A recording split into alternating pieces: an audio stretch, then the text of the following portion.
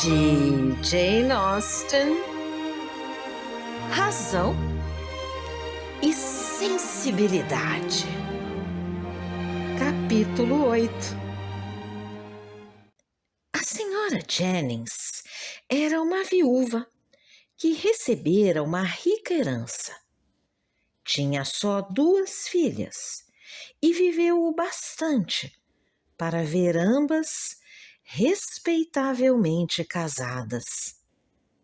Assim, não tinha agora mais nada para fazer, a não ser conseguir casamento para todo o resto do mundo. Era dedicadamente ativa na promoção desse objetivo, até onde sua capacidade podia ir, e não perdia nenhuma oportunidade de projetar casamentos entre todos os jovens de seu conhecimento. Era impressionantemente rápida em descobrir inclinações e gozara da vantagem de provocar o rubor e a vaidade de muitas jovens com suas insinuações sobre o poder delas sobre determinado rapaz. E esse tipo de discernimento permitiu-lhe, logo após a sua chegada a Barton, anunciar, em caráter definitivo, que o coronel Brandon estava completamente apaixonado por Mary Ann Dashwood. Ela até suspeitara disso na primeira noite em que estiveram juntos, por ter ele escutado com tanta atenção enquanto ela cantava para eles. E quando a visita foi retribuída pelos Middletons num jantar no chalé, a suspeita foi confirmada pelo fato de o coronel tê-la escutado de novo. Só podia ser isso. Estava plenamente convencida. Seria um casal perfeito, pois ele era rico e ela era bonita.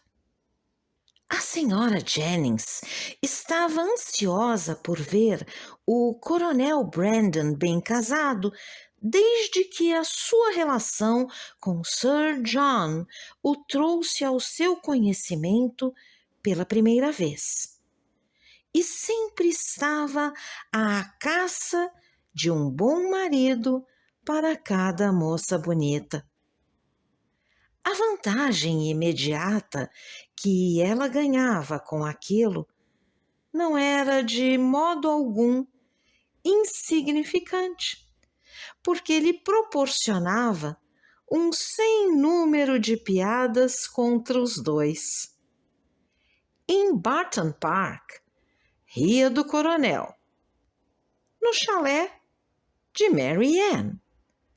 Para o primeiro, sua troça era provavelmente na medida em que atingia só a ele, completamente indiferente. Mas para a segunda, de início, foi incompreensível. E quando compreendeu o objetivo dela, não sabia se devia rir daquele absurdo ou reprovar a sua impertinência, uma vez que considerava aquilo uma reflexão insensível sobre a idade avançada do coronel e de sua desesperada condição de velho solteirão. A senhora Dashwood, que não conseguia julgar um homem 5 anos mais jovem do que ela, tão enormemente velho como ele a aparecia à imaginação da filha, arriscou-se a defender a senhora Jennings da suspeita de querer ridicularizar a idade dele. Mas pelo menos, mamãe, a senhora não pode negar o absurdo da acusação, mesmo que não a considere mal intencionada. O coronel Brandon é, sem dúvida, mais jovem que a senhora Jennings, mas tem idade para ser meu pai. E se alguma vez já foi animado bastante para se apaixonar, deve ter sobrevivido a toda sensação desse tipo. É ridículo demais. Quando é que um homem se vê livre de gracejos como esse, se nem a idade nem a doença o protegem? Doença? Disse Eleanor. Considera o coronel Brandon um homem doente. Posso entender que a idade dele pareça muito maior para você do que para a mamãe. Contudo, não pode iludir-se quanto ao fato de ele ter o uso de seus membros. Não o ouviu queixando-se de reumatismo? E essa não é a doença mais comum da velhice? Minha queridíssima filha, disse a mãe rindo. Nesse ritmo você deve estar em contínuo terror quanto ao meu declínio e achar um milagre que a minha vida se tenha prolongado até a avançada idade de 40 anos. Mamãe, a senhora está sendo injusta comigo. Sei muito bem que o coronel Brandon ainda não é velho o bastante para tornar seus amigos apreensivos de perdê-lo no curso natural das coisas. Pode viver ainda mais 20 anos. Entretanto, 35 anos já não tem nada a ver com casamento. Talvez, disse Eleanor, seja melhor dizer que 35 e 17 não tem nada a ver com um casamento de um com o outro. Mas se por acaso houvesse uma mulher de 27 anos, solteira, não acho que os 35 anos do coronel Brandon constituiriam obstáculo para que casasse com ela. Uma mulher de 27 anos? Disse Mary Ann após uma pausa. Não pode mais esperar sentir ou inspirar amor. E se sua casa não for confortável ou se suas posses forem modestas, acho que devo oferecer os serviços de enfermeira em troca de sustento e da segurança de uma esposa. Casar com uma mulher assim, portanto, nada teria de inadequado. Seria um pacto de conveniência e a sociedade ficaria satisfeita. A meu ver, não seria absolutamente um casamento, não seria nada. Para mim, seria só uma troca comercial em que cada um pretende lucrar à custa do outro. Seria impossível, eu sei, replicou Eleanor, convencer você de que uma mulher de 27 anos possa sentir por um homem de 35 algo bastante próximo do amor para torná-lo uma companhia agradável para ela. Mas discordo de você condenar o coronel Brandon e sua esposa a um confinamento perpétuo num quarto de doentes, só porque ontem, um dia muito frio e úmido, ele se queixou de uma leve dor reumática num dos ombros. Mas ele falou de camisetas de flanela, disse Mary Ann. E para mim, camisetas de flanela estão sempre ligadas a dores, cãibras, reumatismos e todo tipo de achaques que possa atingir os velhos e os fracos.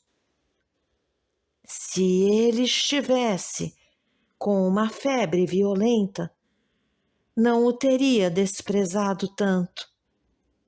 Confesse, Mary Ann, não há alguma coisa interessante para você no rosto ardente, nos olhos vazios e no pulso rápido de uma febre? Logo depois disso, quando Elinor deixou a sala, Mary Ann disse: Mamãe, tenho algo a dizer a respeito de doenças que não posso esconder da senhora. Tenho certeza de que Edward Ferrars não está bem. Já estamos aqui há quase 15 dias e ele ainda não chegou. Só uma grave indisposição poderia provocar esse atraso extraordinário. Que mais pode detê-lo em Norland? Achava que ele viria logo? Disse a senhora Dashwood. Eu não. Ao contrário, se senti alguma ansiedade sobre esse assunto, foi ao lembrar que, às vezes, ele mostrava certa falta de prazer e de presteza ao aceitar o meu convite quando lhe falava em vir a Barton. Elinor já o está esperando? Nunca toquei no assunto com ela, mas é claro que deve estar. Acho que está enganada, porque ao falar com ela ontem sobre a compra de uma nova grade para o quarto de hóspedes, ela observou que não havia pressa, pois provavelmente o quarto não seria usado por algum tempo. Que estranho! Que pode querer dizer isso? Mas todo o comportamento de um com o outro tem sido inexplicável. Como foram frias e comedidas as despedidas. Como foi lânguida a conversa entre eles na última noite em que ficaram juntos. No adeus de Edward não houve diferença entre Elinor e mim. Foram as despedidas de um afetuoso irmão de ambas.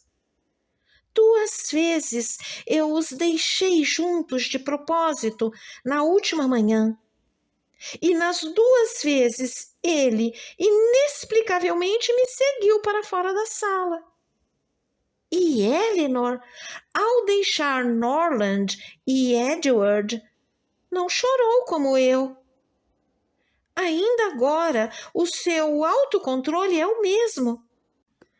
Quando será que ela fica desalentada ou melancólica? Quando tenta evitar companhia? Ou parece agitada e insatisfeita quando não está só?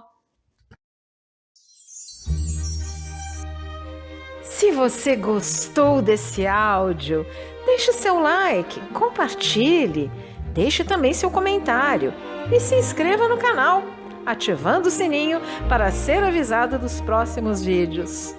Um grande abraço e até a próxima!